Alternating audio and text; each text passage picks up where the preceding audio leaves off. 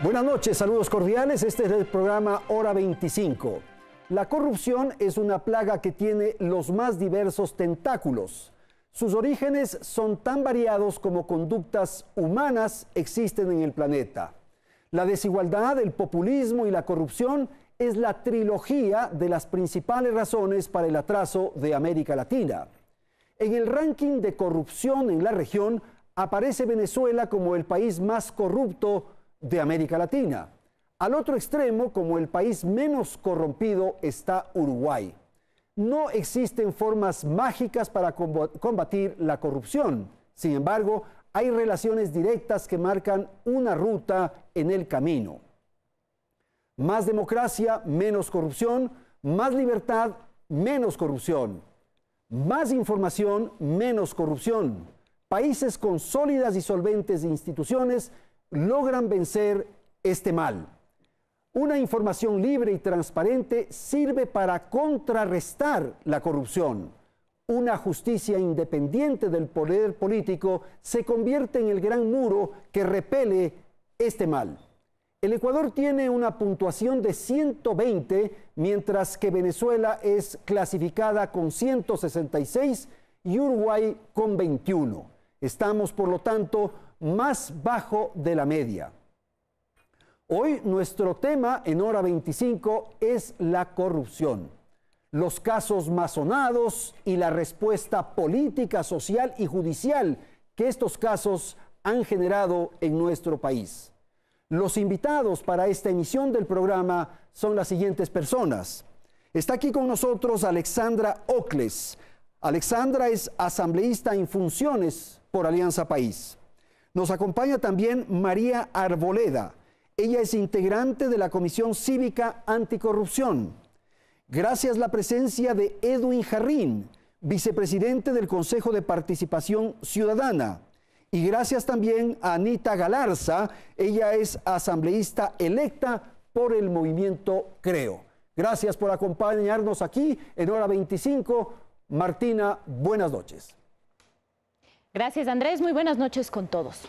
La corrupción mata. Eso nos lo recuerda en su recuento del mandato de los Kirchner en Argentina el periodista Fernando Iglesias. Quita vidas porque no permite que se invierta dinero en productos y servicios de calidad donde más se los necesita, como en salud, en educación, producción o empleo. Pero también quita vidas porque despilfarra el dinero del Estado en productos y servicios de baja calidad que ponen en riesgo a las personas. Con un ejemplo de esa realidad empieza nuestro relato de hoy, que invoca a los fantasmas de la corrupción contemporánea y a sus devastadores efectos sobre un país con el que debe lidiar el gobierno entrante. Fueron 3 los militares que fallecieron y algunos más los que quedaron heridos cuando cayó el DRUF 601 de la FAE. Pensé que realmente mi hijo esté en este estado. 4 de 7 helicópteros adquiridos a la empresa HAL de la India por $42,5 millones colapsaron en vuelo en 2014. Esto pese a que hubo quienes advirtieron que su compra estaba plagada de irregularidades. Le decíamos que esos helicópteros no convenían. El sistema de localización y navegación de emergencias que no están puestos en los helicópteros y que sin embargo volaban. Los helicópteros DRUF tienen la certificación FAR 29. El fiscal general solicitó archivar la investigación por la compra de las aeronaves y la Contraloría tomó el mando. Determinó un perjuicio al Estado por $2,5 millones y poco logró esclarecerse del caso con el que la viuda de Gabela asocia su muerte. Pero la corrupción no solo mata, sino que también enferma. Lo hace al desviar recursos que deben destinarse a temas tan esenciales como la salud, a manos o proyectos indebidos. Hace 4 años hicieron una subasta, la cual un medicamento que yo tomo, que es la ciclosporina, la cambiaron. Comencé a tomar, mis niveles de creatinina comenzaron a subir.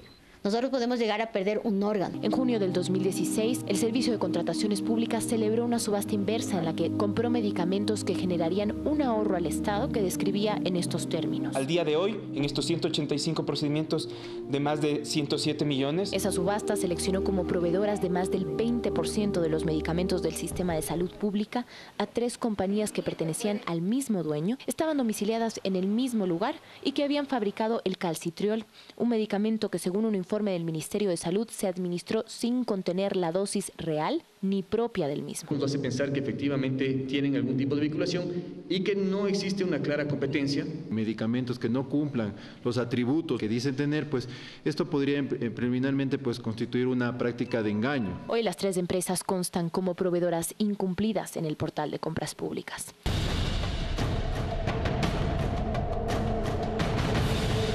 Además de enfermar, la corrupción asfixia. Asfixia a la economía al invertir dinero en proyectos con altos intereses o sobreprecios. Esos sobreprecios se denunciaron, por ejemplo, en el cambio de la matriz energética y no solo en obras que desarrolló Odebrecht, hoy envuelta en escándalos internacionales. Comparen ustedes el costo por kilovatio hora de las 6 empresas que se han construido de manera privada. La mitad de lo que le está costando al Estado. La autodenominada Comisión Anticorrupción, hoy enjuiciada, denunció un sobreprecio en la hidroeléctrica Manduriaco, cuyo contrato inicial fue de 124 millones, pero terminó costando 227. Llaman sobreprecio a contrato complementario. Ah, no, es que el valor referencial de estudio era 150 millones y costó 250 millones. Sí, por ajustes permitidos por la ley, más fiscalización, más IVA. La misma comisión denunció un sobreprecio de $6 millones en la compra de los terrenos para la refinería del Pacífico que prometieron construir Correa y Chávez en tierra que permanece hoy infértil. Por Coca-Cola Sinclair, este canal acusó un pago de 1,5% de interés de crédito adicional para financiar la obra y un retraso de casi un año en su entrega. Retraso que el ministro de Energía dijo se cobraría en su debido momento. Eso tenemos que entender. Estamos reteniendo valores por cada planilla, retenemos el 5%. Hoy Ecuador exporta energía, pero ni los más pobres de sus ciudadanos pagan $1 menos que ayer por luz eléctrica. Pese a que el cambio de la matriz energética sí se cumplió, no trajo consigo el cambio de la matriz productiva.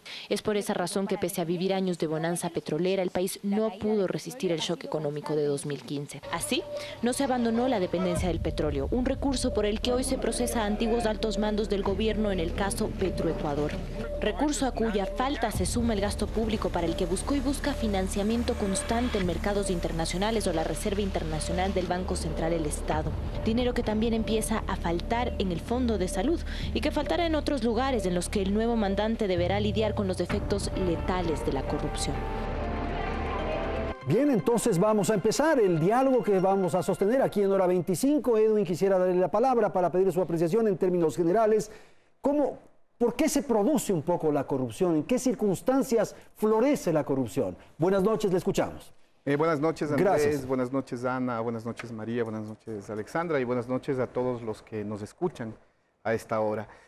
Bueno, yo quisiera empezar con unas palabras de Gandhi, porque eso va a marcar mucho el que sucede, ¿no? Gandhi nos decía que la tierra tiene suficiente para satisfacer las necesidades de todos, pero no tiene para satisfacer las ambiciones de unos pocos. Y creo que eso profundiza mucho el tema de la corrupción. La corrupción existe desde que existimos como seres humanos, esa condición y esos patrones socioculturales en los que nos crían, en los que nos forman, en las que nos dicen vas a ser exitoso cuando logres tener mucho patrimonio, cuando tengas mucho dinero, cuando tengas muchas casas, muchos bienes, muchas empresas. Ahí vas a ser una persona exitosa y así es como nos crían, así es como nos forman en ese nivel competitivo por acumular y acumular y acumular. Y creo que desde ahí parte el cómo deberíamos abordar el tema de la corrupción. Pero casi eso significaría derrotarnos, pues eso no significa innato a la especie humana, de modo que ya no hay nada que hacer. No estoy hablando de derrotarnos, estoy hablando de que es necesario reflexionar sobre ese hecho para poder realmente combatir lo estructural y lo fundamental de lo que es la corrupción. ¿Qué es la corrupción? Es una condición humana personal, es una condicionante social, y te lo planteo desde cosas tan simples y tan sencillas como cuando aquí en la ciudad de Quito un policía te detiene por pico y placa, y la primera reflexión que yo te diría más del 80% de ciudadanos tienen es: jefe, no sea malo, ayúdeme. Sí, partimos a esa reflexión. Eso jamás se te ocurriría, por ejemplo, hacerlo en cualquier ciudad de Estados Unidos o de Europa, porque sabes que ese rato te vas preso y no hay bueno, eso significa, Edwin, que la corrupción está relacionada un poco a los comportamientos, a la cultura. O sea, no nos comportamos igual en Europa que lo que nos comportamos aquí en el Ecuador. Exactamente. Entonces, tiene que ver con eso. Entonces, parte de una reflexión en muchos casos individual de nuestro comportamiento y cómo reflexionamos en función de eso para cambiar. Gracias. Tanto es así, tanto es el problema. Además, he ido a lo individual, pero el problema es global. El problema no es de Ecuador, el problema no es de América Latina. Gracias, vamos a ir turnando porque hay que llevar un poco el ritmo del programa. A ver, Alexandra, su opinión sobre este primer elemento que hemos planteado en la mesa. Bueno, creo que efectivamente hay un tema cultural, ¿no es cierto?, de una falta de cumplimiento frente a la Constitución, frente a la ley. Si los ecuatorianos, digamos en este caso en nuestra sociedad, somos ligeros hacia esa falta de cumplimiento de las normas. Y creo que eso tiene que ver también con un sistema de educación, tanto en el hogar como también en el sistema educativo. Ojalá pudiéramos profundizar mucho más en el sistema educativo la necesidad de esta educación en la ética, en la democracia, en la gobernabilidad, desde los procesos básicos, desde los procesos escolares, precisamente porque eso nos ayudan a constituir un nuevo ciudadano, ¿no?, para ir rompiendo con esta lacra que es efectivamente la corrupción y que sin duda es un problema estructural a la sociedad. Y frente a eso la respuesta también tiene que ser estructural desde los actores sociales, desde las instituciones públicas, desde los actores políticos. Por tanto, creo que no es una acción ni una respuesta solo desde la institucionalidad pública, sino también desde la sociedad, porque hay actos pequeñitos, pero son actos de corrupción, como hay estos actos grandes que también son actos de corrupción, y frente al uno y frente al otro hay que intervenir de manera adecuada. El compromiso es general, digamos, Así de es. enfrentar la corrupción. María, su apreciación de lo que estamos planteando en esta primera ronda de conversación. En primer lugar, muchas Buenas gracias. noches, Buenas noches, Andrés, muchas gracias por la invitación y buenas noches a nuestra audiencia. Pues yo, en primer lugar, voy a discrepar con los dos compañeros panelistas, Edwin y Alexandra. Me parece que tienen una visión fatalista y me parece que hay una narrativa impuesta últimamente de mirar la corrupción del otro lado, del lado de los ciudadanos. Es muy fácil decir que los ciudadanos en el Ecuador también cometemos corrupción, por ejemplo, cuando coimamos a un policía para que no nos ponga la multa. Pero el asunto sobre el que hay que poner el foco, la mirada y la acción es que en estos 10 años se ha amontonado una tormenta de casos de corrupción que han sido denunciados por diferentes fuentes. En este sentido, decir también, pues, que estas narrativas de que la condición humana es corrupta o de que todos somos corruptos, evitan poner el foco, la mirada, sobre quienes tienen ya un camino de señalamiento de responsabilidades en casos de corrupción. Y en este punto decir muy claramente que la mayoría de estos actores que están en casos de corrupción están dentro del poder, están en instituciones del Estado, en instituciones del Ejecutivo y de las otras funciones. Pero un poco lo que ellos dicen es que casi no se libra nadie, o sea, que también hay desde el otro lado. Exactamente, tenemos que ir a una sociedad que podamos combatir la corrupción desde todos los niveles. Por eso, para mí, y lo quiero plantear, la corrupción es un fenómeno que toca las dimensiones ética, cultural y política, los temas del poder también. Ok, no sé si rápidamente quisieran comentar esto. Yanita, le doy la palabra enseguida. No, pero, ¿o quieren en la segunda ronda? Alexandra, yo una vez sobre caliente. Me gustaría, digamos, no hay una visión fatalista. Lo que hay es una observación de la realidad, digamos. No es un tema de devolverle a la sociedad también los hechos de corrupción, no. Es un tema de identificar que la corrupción está tanto en el lado de los ciudadanos, en la cotidianidad, que frente a la cual hay cosas que nos molestan y a veces parecería que es tan normal, tan natural, que hace parte del paisaje, que no respondemos. Pero también hay la corrupción del otro lado, es decir, desde la institucionalidad, un tema que obviamente hay que combatirlo, frente al que no hay que bajar los brazos y por lo tanto, veamos los corruptos de ayer y los de hoy. Ok, todos. Vamos, Anita, ahora sí es el turno de usted. Un saludo muy afectuoso a todos los ecuatorianos que nos están acompañando en esta noche. Un saludo cariñoso a mi adorada provincia Tungurahua, a nuestros contertulios. Muchísimas gracias, Andrés, por el espacio. Quiero empezar diciendo una frase que tiene que ser la que marque el inicio de este nuevo gobierno. Ciudadanos, por favor, tienen que dejar de aplaudir una frase que engloba la corrupción, que nos roben todo menos la esperanza. El primer mandatario que debería ser el paladín, el ejemplo de la transparencia y de la ética, diciendo frases tales como las que acabo de mencionar, es un ejemplo incorrecto para nuestra ¿Cómo entiende, sociedad. Anita, usted el alcance de una frase de esas características? Totalmente contraproducente, por eso es que tenemos en la década ganada 112 casos de corrupción, se persiguen a las personas que denuncian los casos de corrupción. Si hacemos una referencia a eso, podemos comparar, por ejemplo, la multa que pone una supuesta justicia independiente al caso de Alex Bravo, que se encuentran 10 millones de dólares en sus cuentas, se le otorga una multa de $4.500 y a personas que han denunciado la corrupción, como por ejemplo Fernando Villavicencio, se le retira al patrimonio de su familia $47.000. Entonces la justicia debería ser independiente, debería demostrarse con hechos la transparencia de la que tanto se habla para poder ahí sí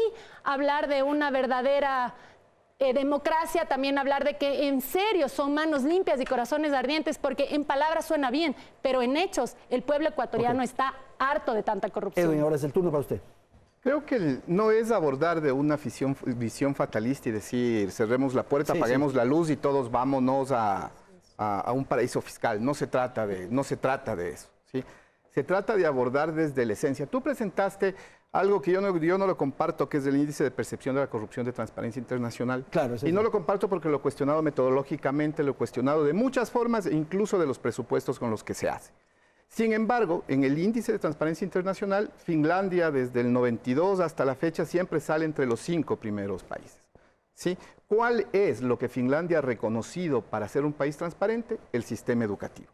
A ese punto abordaba y quería entrar yo a abordar. No se trata de aquí venir a hablar sobre titulares, o sea, dejemos de hablar de titulares, combatamos el fondo, combatamos las cosas que son realmente profundas, ¿no? O sea, hablamos de un titular que dice que Alex Bravo ha sido multado por tal cantidad, pero no hablamos de todo el contexto. En total, a Petroecuador, Andrés, como dato, la Contraloría en los exámenes especiales que ha hecho tiene glosas por $550 millones.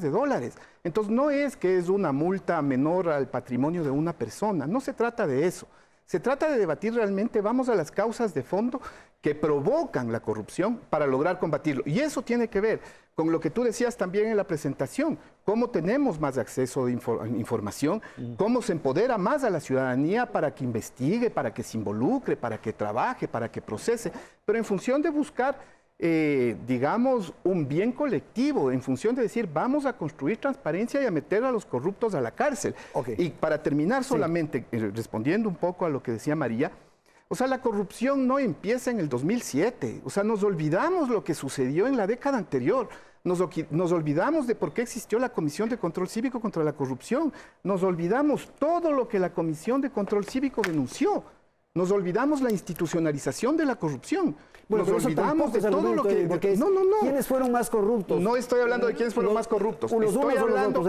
Estoy hablando, ¿sí?, de que para realmente terminar con la corrupción, debemos terminar con impunidad y debemos recuperar los bienes de las personas que se han llevado los recursos de la gente. Impunidad es una palabra fundamental, pero quisiera retomar lo que dice Edwin respecto al tema de educación, que también es un elemento fundamental, sin duda. Voy a ir a eso al final, Andrés, de mi intervención segunda, pero yo quiero entrar primero para que la ciudadanía conozca el tema de las glosas, cómo opera la impunidad. Efectivamente, Edwin nos dice que Petroecuador tiene glosas por $550 millones. Las glosas que se han, digamos, establecido. Posiblemente hay muchas más no establecidas. Esto nos habla ya de una inmensa montaña de corrupción ocurrida en estos 10 años y pues, ¿por qué nosotros ponemos énfasis ahora? Porque si algún día se escribe la historia de la corrupción y no olvidamos la corrupción anterior, es muy posible que estos 10 años se lleven el premio, digamos el premio en el negativo a la corrupción. Pero ¿qué pasa con las glosas? ¿Cómo es que la Contraloría fija glosas que no tienen resultados de combatir la corrupción? Porque estas glosas, en muchos casos, contribuyen a un estado de impunidad, porque no establecen en muchísimos casos responsabilidad penal. Le voy a tomar el caso por el que fuimos enjuiciados, el caso de la compra del terreno para la refinería del Pacífico. La Contraloría y el señor Contralor Polit repitieron muchísimas veces que ellos han hecho un informe estableciendo glosas. ¿Contra quiénes estableció responsabilidades el informe de Contraloría? Contra los privados. Y después de que nosotros hiciéramos nuestra denuncia, o sea, la operativizó. Establece contra quien vende el terreno y contra el funcionario del municipio que emite un certificado falso, pero no establece responsabilidad penal contra las personas funcionarias de la Refinería del Pacífico del Estado. Y por eso es que el emitir glosas se ha convertido en la gran cortina de la impunidad en este país. Gracias. Anita, lo más rápido posible. No simplemente tiene que parecer que estamos fiscalizando y que estamos en una lucha contra la corrupción, no tiene que parecer, tiene que ser. En estos 10 años han tenido la oportunidad de hacerlo, pero simplemente se han limitado a hablar del pasado. El pasado ya pasó, tenemos que aprender de la historia y debía haberse hecho eso y por lo tanto no debían haber estos casos tan escandalosos de corrupción. Sin embargo, no podemos poner las manos en el fuego por todas las personas, no conocemos justamente de su educación. Pero justamente desde el Estado debería venir ese ejemplo. No podemos premiar la corrupción. Yo recuerdo que cuando se hablaba del caso de Pedro Delgado, desde el Ejecutivo se hizo incluso una cena de solidaridad, se puso las manos al fuego. Después vemos que hay corrupción en los sectores estratégicos, los mismos que estuvieron a cargo del en ese entonces candidato a la vicepresidencia Jorge Glass, y la manera en que se premia de parte de Alianza País la corrupción que se ve dentro de los sectores estratégicos es ratificarle para la candidatura para el cargo. No es posible que sigamos sistematizando o legalizando la corrupción. Por favor, basta. Tengo que ir a un corte comercial, enseguida retornamos y le doy la palabra a Alexandra para que comente lo que han dicho aquí en esta mesa los compañeros de panel. En un instante.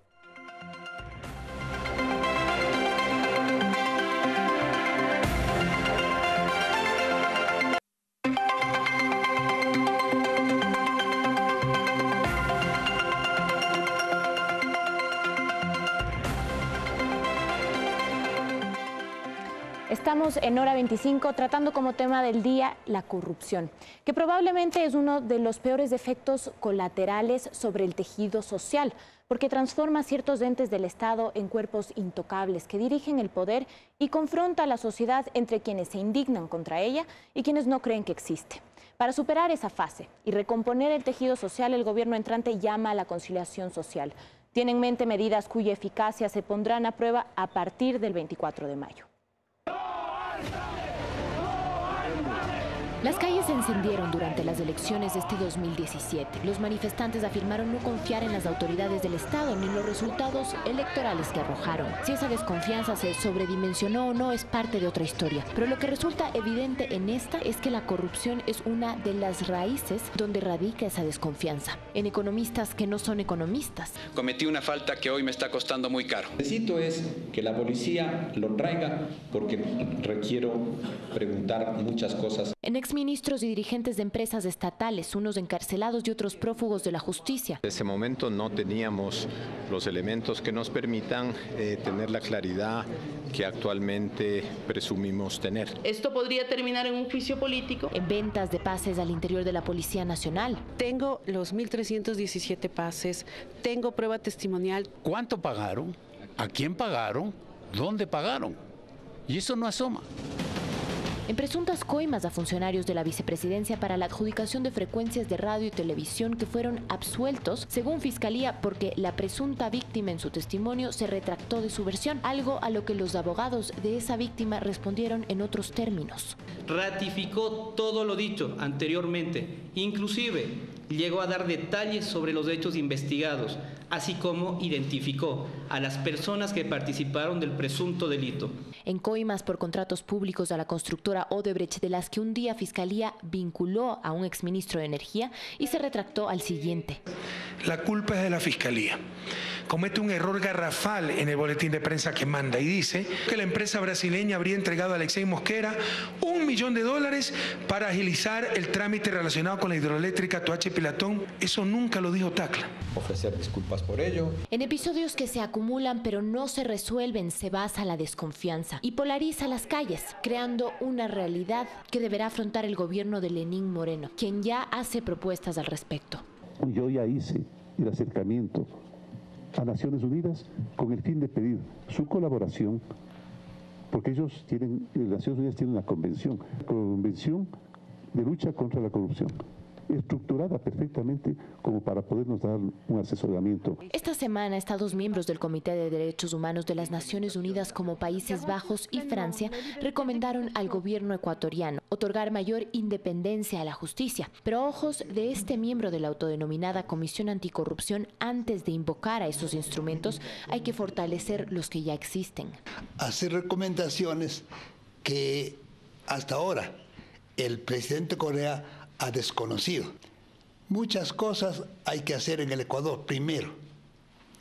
Y si son incompetentes, llamar en su auxilio a cualquiera de los organismos internacionales. A su criterio es entonces necesario garantizar que tanto instituciones como funcionarios públicos cumplan con sus obligaciones fiscalizadoras a cabalidad.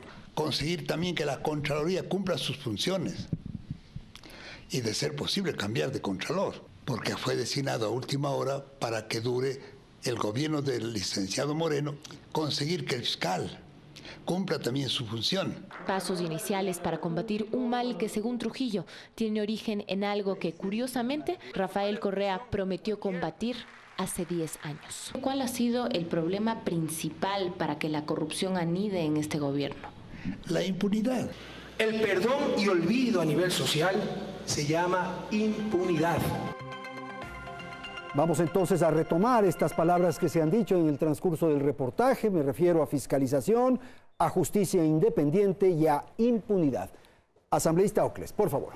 Andrés, creo que es importante entender, sobre todo en el marco de la Asamblea Nacional, en el marco de la legislación, que la fiscalización no es un acto exclusivo que se reduce a juicio político. La fiscalización es un acto cotidiano de la tarea de los legisladores. Todos los días los legisladores estamos revisando una serie de temas, una serie de informaciones que solicitamos. De hecho, en estos 4 años, en la Asamblea Nacional, aproximadamente 5.500 pedidos de información de los legisladores se han realizado durante este periodo. ¿Qué quiere decir eso? Que cada uno de nosotros está efectivamente detrás de varios temas que nos denuncia, por un lado, la ciudadanía, pero también, por otro lado, de temas que se van conociendo y que obviamente intentamos entrar a investigar. Las comisiones legislativas también hacen un llamado a las autoridades para rendir cuentas. En el caso de mi comisión, por ejemplo, tuvimos la presencia de las autoridades de TAME, de los responsables del aeropuerto de Cuenca, precisamente por los temas que estaban sucediendo. De estos 5.500 pedidos, ¿cuál ha surgido como un tema, un caso que ha sido procesado, que ha sido entregado a la justicia? Varios, Andrés. Hay varios legisladores que han tenido la posibilidad y que efectivamente el caso ha terminado en remitirlo a la Fiscalía para que se investigue, para que efectivamente pueda haber un seguimiento de ese proceso. También recordar que ha sido el gobierno de la Revolución Ciudadana el que ha denunciado varios casos y que por esa denuncia esos responsables, las personas responsables en el marco del debido proceso y en la línea de la indagación, hay muchos que están ya detenidos. Ha sido el CERCOV, desde el Ministerio de Salud, el propio vicepresidente, digamos, varias autoridades, varias instituciones han denunciado casos de corrupción. Por tanto, sí creo que es importante señalar que aquí no le estamos dando la espalda a la lucha contra la corrupción. No le estamos dando la espalda a las acciones que se emprenden desde la ciudadanía. La sensación es más grave, Alessandra, es que se está protegiendo a la corrupción o a los corruptos. Creo que esa es una sensación errada. Hay una visibilización y una denuncia de casos y muchos de nosotros hemos sido críticos frente a esos casos. Por tanto, en lo personal y seguro muchos de mis compañeros no estamos dispuestos a solapar la corrupción de nadie. María Arboleda, su opinión. Yo quisiera saludar este espíritu, pero también quisiera decir aquí a los panelistas, Andrés, a ti, a la audiencia, al país entero, que este momento ya no es un momento solamente de promesas ni de ofrecimientos. Necesitamos acciones. Y entonces, en relación con lo que Alexandra nos decía... Lo de la fiscalización, que ha sido muy intensa, 5.500 la toma de pedidos. medidas para levantar la tapa de la caja de la corrupción, que es inmensa. Da la impresión de que en el régimen, en Alianza País, tienen pánico a mirar la verdad, ¿no? Pero quiero decir lo siguiente, Alexandra nos habla de 5.500 pedidos de información y de varios casos, o sea, de 5.500 pasó a varios, que fueron remitidos a la Fiscalía. Y quiero poner el énfasis en la Fiscalía. La Fiscalía, ¿no es cierto?, tiene en primer lugar la función de investigar. Y una de las experiencias que hemos tenido desde la Comisión Nacional Anticorrupción es que la Fiscalía no cumple su función. Así como dije hace un momento que Contraloría tampoco cumple su responsabilidad, Fiscalía tampoco la cumple. Y gran parte del mecanismo de impunidad viene de que la Fiscalía y la Contraloría no cumplen sus funciones. ¿Eso significa, María, que la institucionalidad está fallando? La institucionalidad para mí, que se ha creado y está llena de miles de procedimientos, pues está haciendo agua. Es como un colador. La institucionalidad en el Ecuador está llena de agujeros por donde la corrupción pasa. Y si los nuevos gobernantes no toman medidas y pasan de simplemente invitar, prometer, decir acciones concretas, por ejemplo, como en el Perú, pues yo creo que la desconfianza va a ampliarse. Okay. Anita, y luego enseguida, Edwin, tú. Es necesario cambiar la mentalidad de la gente en el cual siempre se ha pensado que la política es así y es a lo que tenemos que acostumbrarnos. La corrupción es algo que no se tiene que tolerar, porque como se dijo en el inicio del programa, la corrupción mata. Tenemos medicamentos de tan pobre calidad y obviamente no son realmente gratuitos, no son dádivas que vienen de la chequera del gobierno, sino de los tributos de los ecuatorianos que tienen empleo y también de los que no tienen empleo gracias a las geniales políticas de este estado en el cual estamos viviendo. Sin embargo, yo pienso que si estuviéramos viviendo en un verdadero Estado de Derecho, si se estarían haciendo las cosas de una manera tan transparente, que si la Revolución Ciudadana, y en este caso la Misión Ternura, es tan añorada, tan apreciada, tan representada por la ciudadanía, ¿por qué el presidente Correa, sabiendo que estamos en un estado en crisis económica, pide por decreto seguridad para él, para su señora esposa, para sus hijos? Me imagino que gracias, y bueno, las declaraciones de él en el cual manifestaba que es uno de los presidentes más populares del mundo y uno de los más queridos, quizá toda esa seguridad que le cuesta al Estado ecuatoriano y a todos nosotros para que él pueda estar bien, sea para evitar tantos abracitos y besitos por la Misión Ternura. Listo. Edwin, el turno es para usted. Yo quisiera recalcar, y vuelvo, y perdón que sea tan insistente, ¿no? Pero vuelvo al informe de 10 años de la Comisión de Control Cívico a la Corrupción. ¿Y por qué me remito a este informe? Porque sé que las personas que están aquí están muy cercanas a la Comisión Nacional Anticorrupción, y lo cual siempre será necesario que exista desde la sociedad civil. Partían de una cosa: recuperar la memoria, dicen, es la única posibilidad de transformar el presente, asumiendo que la memoria y la historia, estos 10 años también son parte de la memoria y son parte de la historia, ¿no? En este tema, por ejemplo, hablamos, uno de los casos más fuertes que denunció la Comisión de Control Cívico fue la quiebra del sistema financiero y todo lo que significó como el hecho más grande de corrupción que ha existido en el país. Sin embargo, los prófugos que existen de estos casos ahora incluso financian campañas electorales, no solo en Ecuador, sino también campañas electorales en los Estados Unidos. Entonces, son problemas estructurales de fondo. De este informe de la Comisión, de lo que se hablaba, de todos los que presentó con responsabilidades penales, reinó la impunidad. Ninguna persona sentenciada, ni un centavo recuperado. ¿Sabes lo trágico avancemos de esto, y avancemos. Yo quiero seguir avanzando. Nada. No, es que sí hemos avanzado. O sea, lo que se produjo en el pasado se reproduce en el presente. Sí hemos avanzado, Andrés, y hemos avanzado mucho. Hemos avanzado mucho en institucionalidad, hemos avanzado mucho en la estructuración de la lucha contra la corrupción, lo que presentaron en el reportaje. Estamos hablando de hechos que se están debatiendo procesalmente y se están llevando adelante penalmente. De estos hechos, ninguno se llevó a cabo penalmente, solo fueron escándalos en los medios de comunicación. Ahora lo que tú presentaste son temas judicializados y que esperemos que no exista impunidad. Ahí y que la institucionalidad tiene que funcionar, ¿verdad? Tiene que institucionalizar, no tiene que permitir la impunidad, tiene que recuperarse los bienes. Pero déjame decirte en lo que, igual vuelvo a la introducción que tenías, ¿no? Antes, ¿cómo se repartían las instituciones del Estado? Hacer una mayoría móvil en el Congreso, decían, a ver, los banqueros, le demos la superintendencia de bancos. ¿Cómo un superintendente de bancos que sale de ser gerente de un banco, va a la superintendencia de bancos, su rol es hacer control? ¿Qué control va a hacer si después de su función vuelve a ser gerente de un banco? ¿No? Yo te hablo con hechos, con realidades. ¿Cuáles son las acciones de control ejecutadas desde las instituciones de la función de transparencia y control social? Hechos. 20.000 en el 2015, 15.000 hasta septiembre, 15.978, 16.000 hasta septiembre del 2016. Hechos.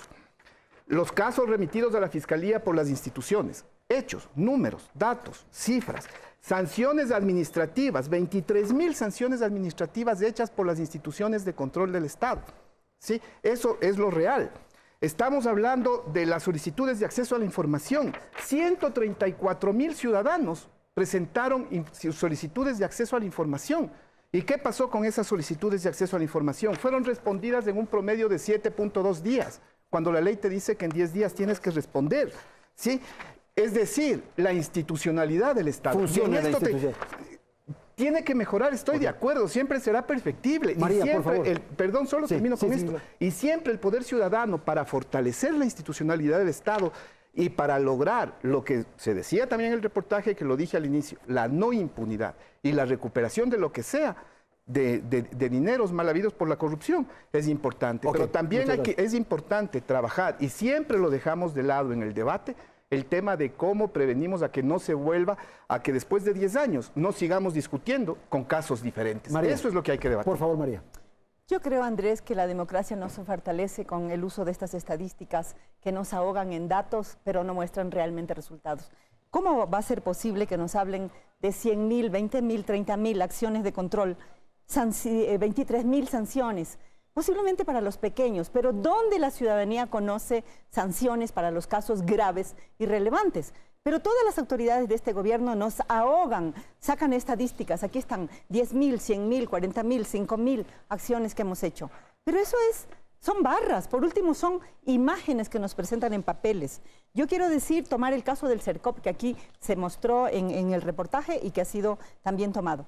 Quien obligó a las autoridades a tomar medidas en el caso del CERCOP y del fraude con las medicinas fue la denuncia de la ciudadanía. En redes sociales circuló, incluso se intentó evitar que circulen, videos donde se demostraba, no se mostraba, se demostraba el fraude. Y después de que esto se convirtió en viral y fue un escándalo público, fue que las autoridades tomaron acción. Igual sucedió en el caso de la compra del terreno de la refinería del Pacífico.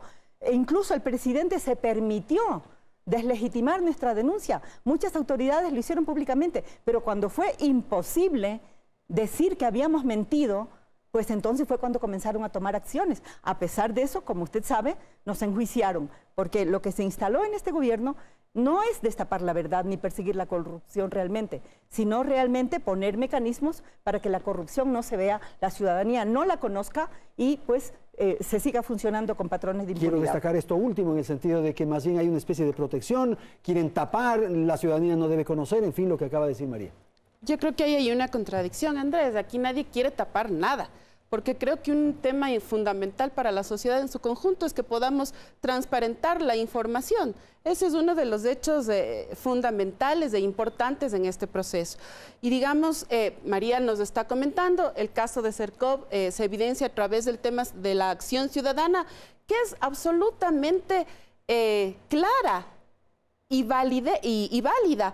Y entonces, creo que ahí hay que tener claro una cosa que se ha dicho con mucha recurrencia, y es que hay una persecución a las personas. No, hay una persecución a los delitos. En un Estado de Derecho se persiguen delitos, no a las personas, que es una cosa que a veces no queda claro y parecería que se usa desde otra visión. Pero entonces, hay una acción ciudadana que es súper importante para la transparencia. Yo exijo también que haya, y lo he dicho y he sido crítica con eso, con los organismos de control, que haya una mayor agilidad en la gestión, que haya una mayor severidad en el tratamiento de los casos, no a la impunidad. Eso es claro, y en eso Lenín Moreno ha sido absolutamente claro y tajante. Nos ha dicho que entraremos en un proceso de alta cirugía con el tema de la corrupción, frente al tema de la corrupción. Ha pedido apoyo de Naciones Unidas incluso para que podamos hacer una discusión amplia. Yo creo que en este nuevo escenario, en este nuevo periodo gubernamental, uno de los temas en los cuales la ciudadanía, los actores políticos, los actores sociales, tenemos que entrar con fuerza es precisamente frente al tema de la corrupción. Vuelvo y repito, no creo que sea solo, única y exclusivamente una acción gubernamental. Esa es importantísima, sin duda, Andrés y ciudadanos, pero también la acción de la ciudadanía. Bueno, eso es lo que representan de alguna manera los de la comisión. Sin duda, y por eso resaltamos ese hecho. Y hay que valorar aquello, pero más bien se los enjuicia, se los procesa. A ver, enseguida te doy la palabra, Anita. La Convención de las Naciones Unidas, que es a la que se ha referido el presidente Moreno, se firma, es una convención larga, tiene 8 capítulos, tiene 71 artículos, y la finalidad de la convención dice 3 cosas que son puntuales, que me permito leerlas, Andrés. Promover y fortalecer las medidas para prevenir y combatir más eficaz y eficientemente la corrupción, ¿no? Fortalecer medidas para prevenir, como primero. Como segundo, promover, facilitar y apoyar la cooperación internacional y la asistencia técnica en la prevención y la lucha contra la corrupción, incluida la recuperación de activos. Segundo propósito de la Convención. Tercer propósito de la Convención dice promover la integridad, la obligación de rendir cuentas y la debida gestión de los asuntos públicos y de bienes públicos. Solamente en el marco de estas 3 propósitos, uno de ellos, hemos pasado que en el 2007 rendían cuentas no más de 30 instituciones, a que el año pasado rindan cerca de 5.000 instituciones rindan cuentas. Eso en lo cuantitativo. La participación ciudadana nos permitirá que en lo cualitativo vayamos mejorando. Ese es el siguiente paso. Anita, por favor. Cuando estamos diciendo que la intención no es tapar, hay contradicciones, porque tenemos una ley de comunicación que, por ejemplo, no permite el periodismo investigativo. Y cuando hablamos también de la petrocorrupción, recordemos que no se destapó gracias a la fiscalización o lucha anticorrupción de parte de este gobierno, sino por periodistas que quiero felicitar, tienen un premio Pulitzer, que descubrieron los Panama Papers. Ahí salió el escándalo de Alex Bravo, que justamente fue insostenible y le tocó sacrificar, pero dejaron salir a Carlos Pareja Yanuceli. Como vimos, mal paga el diablo a sus devotos. En época electoral vimos todo el modus operandi, supimos que probablemente el responsable de los sectores estratégicos siempre estuvo enterado de cada uno de los pasos que se daba en esta petrocorrupción. Y si el licenciado Moreno habla de una cirugía mayor a la corrupción, tendría que empezar a amputar ciertos actores políticos que figuran en altos cargos en este gobierno, porque cuando son gobiernistas son errores de buena fe, pero cuando son oposición son imperdonables. Ok, tenemos que ir a un corte comercial y retornamos en un instante.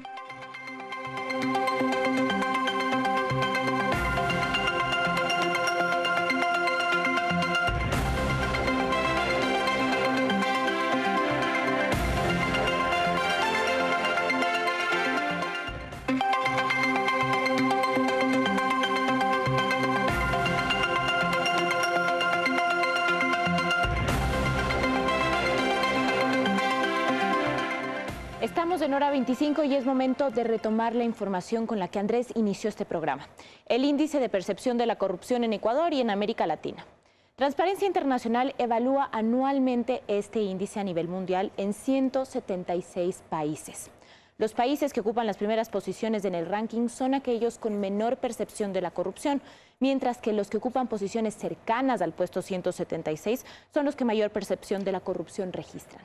Ese análisis para el año 2016 arroja los siguientes resultados en América Latina. Ningún país de la región se ubica entre los primeros 20 territorios con menor percepción de la corrupción en el mundo. Uruguay es el país donde menos percepción de la corrupción hay en la región y ocupa la posición 21 de 176 a nivel mundial. Le siguen Chile, Costa Rica y Cuba, que ocupan las posiciones 24, 41 y 60 a nivel mundial.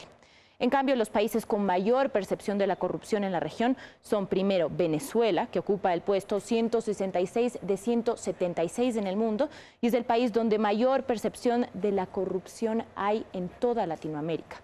Haití, Nicaragua y Guatemala ocupan los puestos 159, 145 y 136 a nivel mundial respectivamente.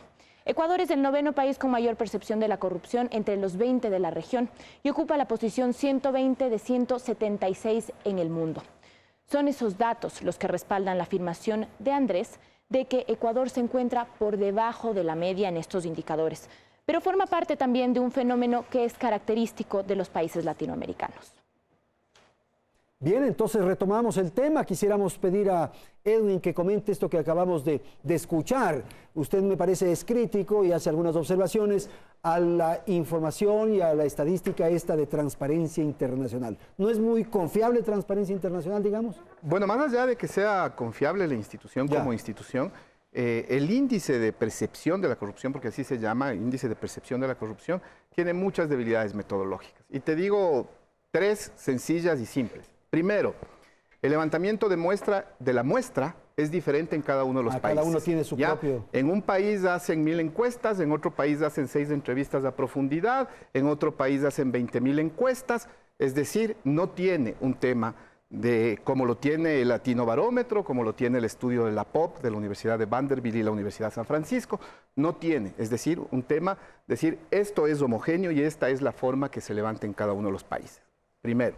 Segundo, las fuentes de información de los que le proporcionan información a Transparencia Internacional son privadas y nadie puede acceder a ellas. Si alguien quiere acceder, tiene que comprarlas. ¿Sí? No puedes accederla públicamente, tienes que comprarlas. Segundo elemento. Tercer elemento, lo que decía en un inicio, desde que salió el índice hasta la fecha de hoy, hay una coincidencia. Los 20 países que están entre los 20 primeros siempre han estado cambiando del 1 al 3, del 3 al 5, es decir, se mueven entre esos 20 primeros y las fuentes de financiamiento de Transparencia Internacional coinciden en que son esos 20 países que nunca bajan del puesto 20. ¿Ya? Entonces, son debilidades metodológicas que un índice de percepción no te puede otorgar de esa manera. Y para finalizar, en el Ecuador creo que son 3 fuentes o 4 fuentes las que entregan la información. Hablamos de entrevistas a profundidad de actores que ellos le llaman relevantes e importantes, que tienen que ver con medios de comunicación y que tienen que ver con el empresariado.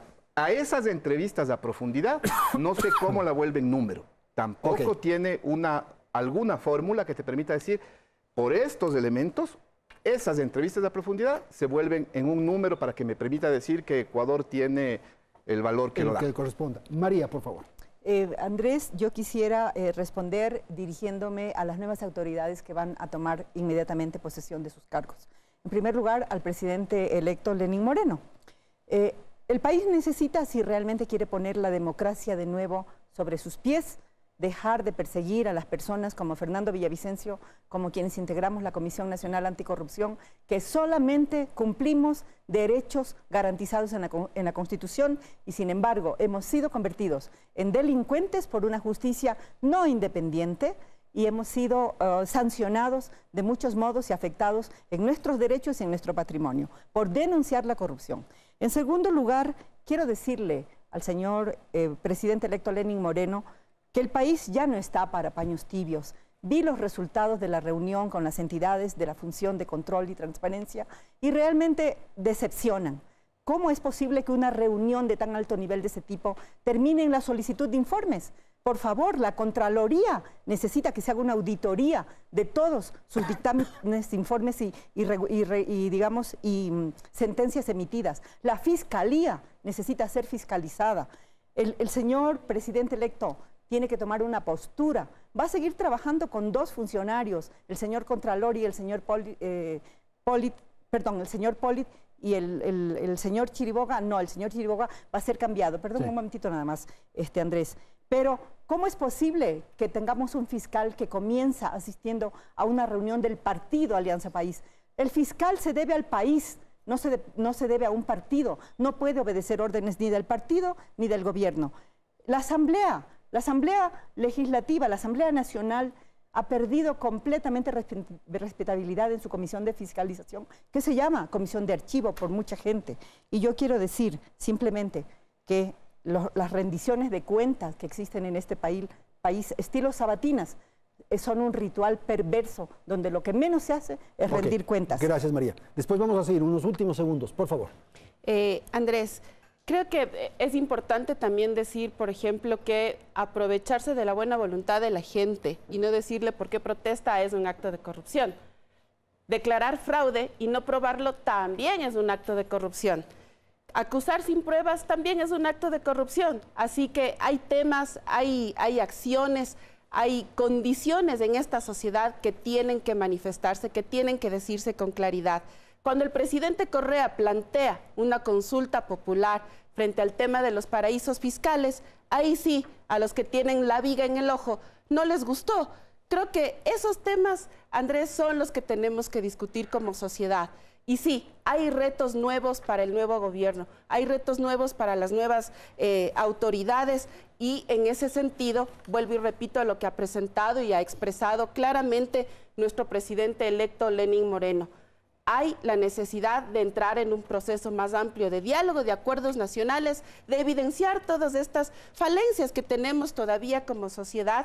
Y obviamente, María, el presidente electo tiene que pedir información pues, a las instituciones para saber cuál es el estado. Por eso hay un proceso y un periodo de transición que se está realizando. No puede entrar a ciegas y a partir de esa información es que precisamente va a tomar decisiones, pero tiene que saber cuál es el país que recibe en todas las funciones del Estado. Anita, por favor. Cuando hablamos de una supuesta independencia en la justicia del Estado ecuatoriano, nos damos cuenta que empezamos mal. ¿Por qué? Tomo las palabras de María. El fiscal, que también fue asesor del presidente saliente, asiste a una reunión del movimiento Alianza País. No era una reunión del Estado, sino una reunión de un movimiento. Entonces, quizá en esa reunión estamos determinando quiénes cometen errores de buena fe y quiénes no. Yo considero que es momento de empezar a inaugurar una fiscalización que no aparente, sino que presente resultados. En este momento, ya lo sabemos, tenemos que ser valientes para denunciar los casos de corrupción, porque vemos qué es lo que ha pasado con personas que han denunciado la corrupción. Trágicos fines, hablemos de Quinto Pazmiño, coincidentemente su esposa, que también tenía la información de los videos que él presentó. También vemos el caso de Gabela. Esta lucha contra la corrupción está manchada con sangre inocente, pero seremos valientes y lo haremos por ese pueblo ecuatoriano que se merece inaugurar la decencia. Esperamos que este gobierno sí marque la diferencia y no le estoy hablando como política, le estoy hablando como ecuatoriana, porque este Ecuador o sale adelante o termina como Venezuela, porque si bien es cierto, Ecuador es Ecuador, Venezuela es Venezuela, pero es el socialismo del siglo XXI y estamos cayendo en las garras de la misión ternura, pero los defenderemos a carta cabal. Ok, última ronda, Edwin, 30 segundos, ayúdame para resolver esto del tiempo que tengo. Hace un momento se habló del premio Pulitzer, ¿no? Creo que hay que precisar que el premio Pulitzer es por los Panama Papers, por los papeles de Panamá. Lo más antiético que existe en el mundo justamente es tener las fortunas en paraísos fiscales. Si eso para un empresario puede ser legal, pero realmente es ilegítimo porque está ocultando y está dejando de pagar en el Ecuador, según los cálculos que tienen establecidos, cerca de, creo que son 3.000 millones de dólares al año están dejando de pagar en impuestos los que tienen las fortunas en paraísos fiscales. Están robando empleo, están dejando de pagar impuestos, es decir, están quitando bienestar. Y vuelvo a la palabra, a lo que inicié, la avaricia de unos pocos está dejando que todos podamos satisfacer necesidades. Y para cerrar un poco el círculo ese, cuando se llega al debate, si es antiético para un empresario privado, debe ser ilegal, y es lo que se acabó de aprobar el 19 de febrero, debe ser ilegal para un funcionario público eso, y debe estar incautados esos bienes. Ese mecanismo es el que ha permitido en muchos de los casos que exista corrupción y que exista impunidad, porque no logras realmente probar en dónde está el fruto del delito. Alexandra. Bueno, creo que volvemos a la necesidad de que desde los actores políticos se inaugure o se institucionalice con mucha más fuerza la ética. La ética en la política es fundamental y frente a eso muchos de los actores políticos, muchos militantes de nuestro movimiento no estamos dispuestos y no hemos socapado la corrupción de nadie. Hemos dado una lucha frontal frente a un sinnúmero de hechos y creo que eso para nosotros es absolutamente importante, para el país también. Ojalá los distintos actores en este momento, frente a este nuevo periodo de gobierno, tengan la suficiente apertura para que podamos entonces entrar en un proceso de diálogo, como lo ha planteado nuestro compañero y presidente electo Lenín Moreno. María, 30 segundos, por favor. Muy bien, yo simplemente querría dejar una pregunta al compañero Edwin. ¿Por qué el exfiscal Chiriboga, que pues fue incluido entre quienes tienen cuentas offshore, pues no pasó nada con este hecho? Y luego decir a la ciudadanía, al país, que nosotros como Comisión Nacional Anticorrupción vamos a seguir trabajando.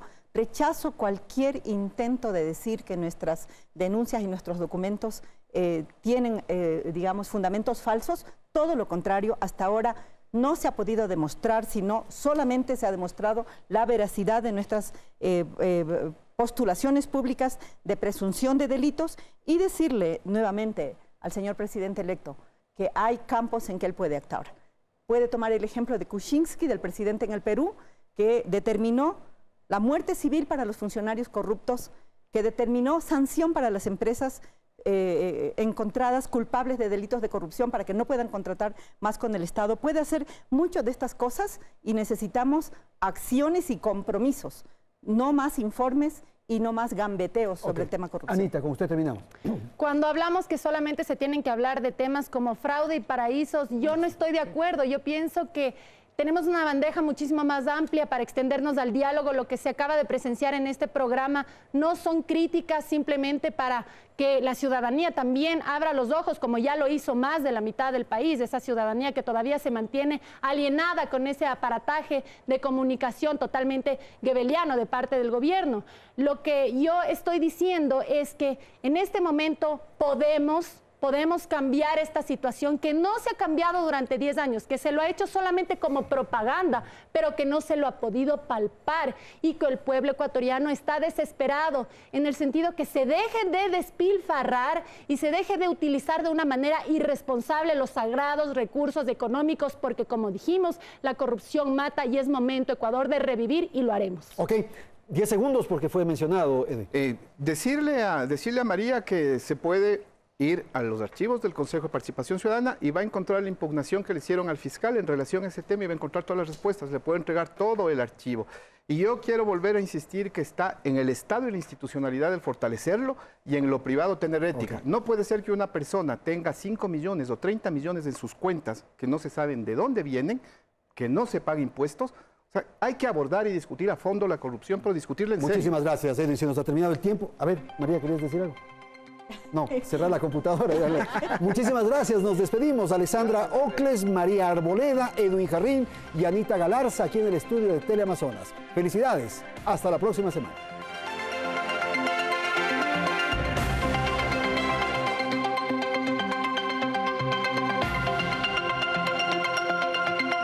Teleamazonas presentó Hora 25.